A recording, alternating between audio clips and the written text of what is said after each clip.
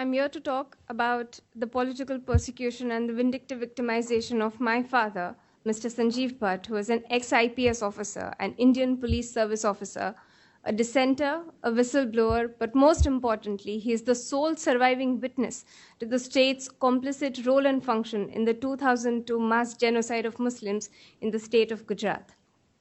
2002 perhaps marked one of the darkest phases in the history of India. Thousands of Muslims, men, women, and children were systematically targeted and were massacred with exceptional brutality and coordination in the state of Gujarat. All of this was done to fuel the political ambition of one individual.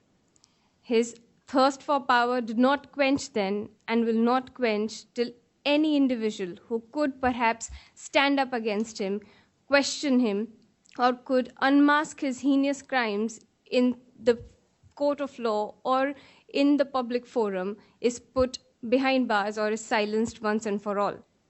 The man who I'm talking about is Mr. Narendra Modi, the then Chief Minister of Gujarat, the now Prime Minister of India. The years following the 2002 genocide in Gujarat witnessed numerous extrajudicial killings and fake encounters in the state of Gujarat of Muslims, all under the pretext of protecting the then Chief Minister of Gujarat. In 2009, a court-appointed investigative commission was set up to look into the state's complicit role and function in the 2002 riots. While all the other officials either feigned amnesia or looked the other way or succumbed under political pressure and refused to depose before the commission, my father was the only man who came forward courageously and truthfully deposed before the commission, knowing very well the dire circumstances this decision would garner from the present government. In 2011, my father submitted a sworn affidavit in the Supreme Court of India, putting forward incriminating evidence connecting Narendra Modi and Amit Shah directly to the 2002 Gujarat riots, exposing their link in the various extrajudicial killings, the assassination of the then Home Minister of the state of Gujarat, Haren Pandya, who had secretly started deposing before an independent committee regarding Narendra Modi's role in the 2002 riots. A few weeks after word of him deposing before a secret committee was leaked, he was found murdered in his own car. My father's testimony before the Supreme Court and various other commissions also shed light on the colluded nature of the SIT, the very investigative committee which was set up to investigate the state and the state officials that it was supposed to be impartially looking into. The years following 2002 saw vindictive victimization of my father and my family. The very morning my father submitted the affidavit in court, that same evening he was suspended from duty. As Narendra Modi and the BJP rose in power within the political arena, our vindictive victimization also increased parallelly. In 2014, when Narendra Modi became the Prime Minister of India, a few weeks following his election, his being elected into office, my father was dismissed from duty under frivolous grounds of unauthorized absence from duty, an absence which was courtesy him deposing before the commission to his obligation, legal and moral, to depose before these commissions to shed light into the complicit nature of the state in the 2002 riots. Ever since 2011, more so after 2014, the family has been hounded by people associated with the RSS, the VHP, be it death threats, be it our phones being tapped 24/7, or us being followed wherever we go. The family has been constantly hounded. All means have been tried to suppress my father's voice and to bury his resolve to fight this regime, to be the voice of all the thousands of victims who suffered at the hands of this regime. In 2018, a few months before the general elections, Mrs. Zakia Jafri submitted an affidavit into the Supreme Court seeking for a reinvestigation of Narendra Modi's role in the state riots, 2002 riots. In July, now please bear in mind, my father is the sole surviving witness to this complicity. He is the sole surviving witness in Mrs. Zakia Jafri's petition.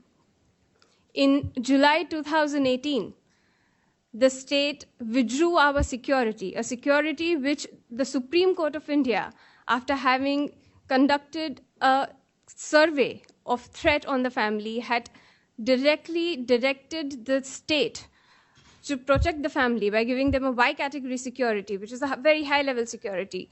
The state in July 2018 removed our security cover without giving any intimation or without giving any reason. In August 2018, while the family was still in the house, they came and they bulldozed our house and broke it down.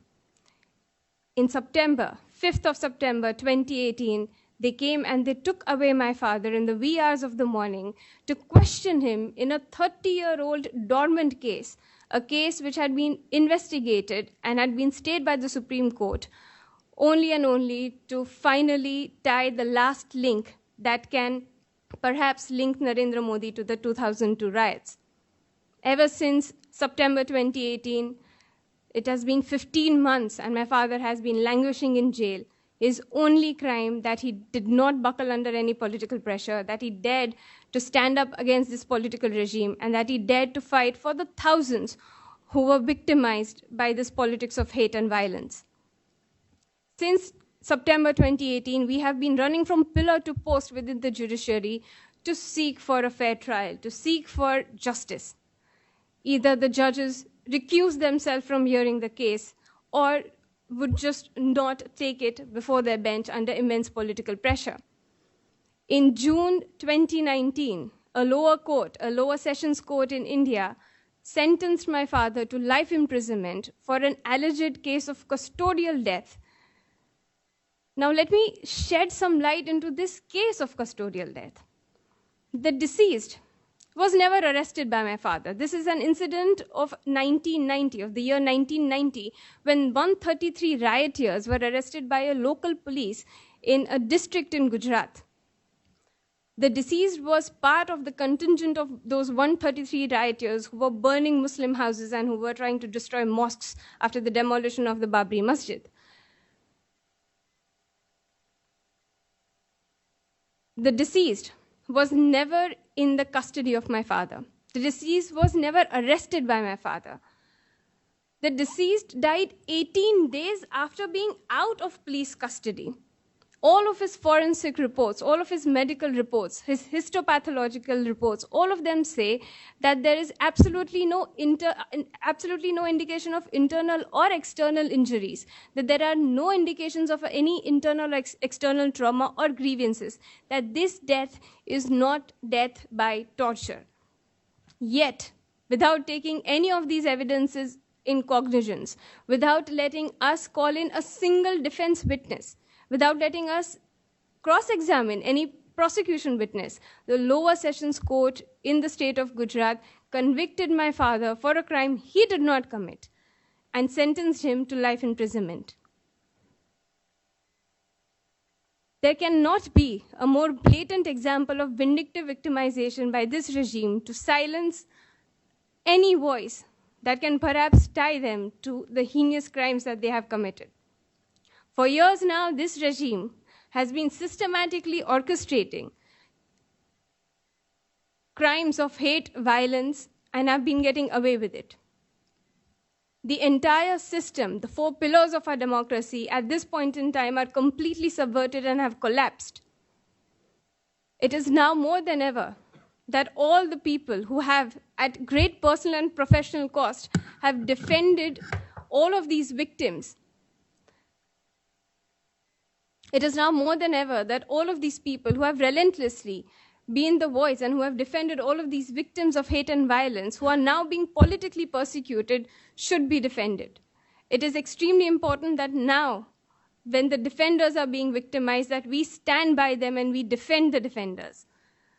I know a lot of people say that, yeah, it is happening in India, but we are in a different country. It is no more about countries or no more about boundaries. It becomes our moral responsibility as concerned and aware citizens of the world that when we see signs of fascism re-erupting in the world, that we call it out, that we raise our voices and we try to curb it, lest we let history repeat itself. It is no more about my country or yours. It is about justice. It is about basic civil liberty. It is about basic civil liberties, and it is about basic human rights. Thank you.